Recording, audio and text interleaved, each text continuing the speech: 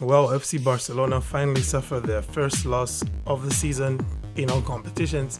And of course, it had to come the hands of Real Madrid. And of course, it had to be in a very, what's that word I'm looking for?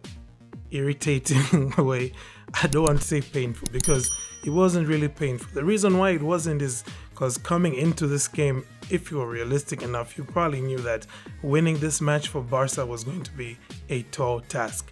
But that was until we started watching the match, and halftime Barca go up and you're thinking, I mean, if they keep this up, they could do it. But that's where the problem is, because it's the same thing we saw against Shakhtar Donetsk, coming from the first half into the second half, and the intensity levels, we just couldn't keep them up.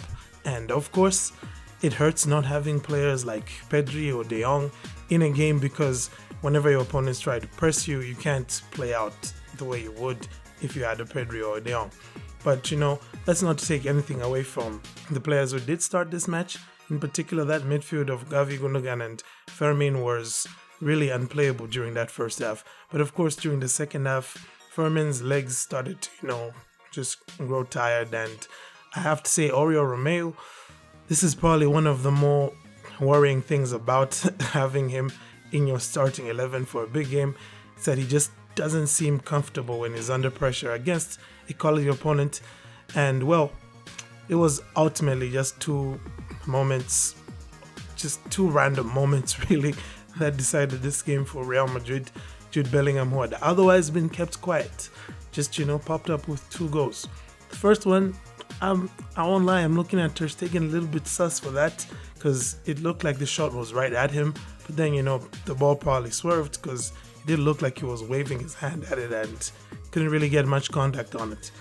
But anywho, that is that. Barca's lost, and that now means that should Atletico de Madrid win, or after Atletico de Madrid win their match this weekend, Barca are going to sink as low as 4th on the La Liga table, which, starting to feel like a crisis. If the injuries weren't a clue enough, probably now this current situation might be, but it's not really at the point where it's, beyond being retrieved, especially if Barca can have a full squad for the second half of the season, which right now feels like a tall task. But, if Barcelona's players can stay fit for the second half of the season, then, La Liga very much is still on. But for now, I expect that, Xavi probably is going to focus more of his efforts on the upcoming matches where you want to at least, secure that knockout football, and you really just want to get the maximum revenue that you can, for winning games. It's not my usual type of match review, and it probably won't be, because there'd be too much that I would have to talk about, and I feel like it would be a bit unfair on this group of players who, under the circumstances, really deserved to come with something away from this game, even a win. But that's not how football works.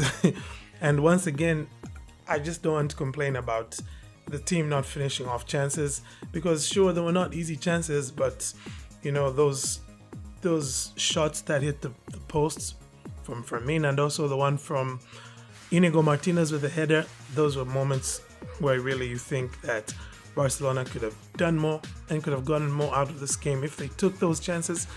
But ultimately, it is what it is.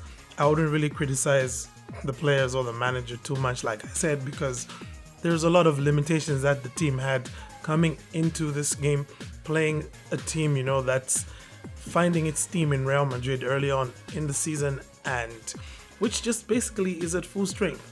And that's saying something, considering how well Barca played with, an underpowered and just generally depleted squad.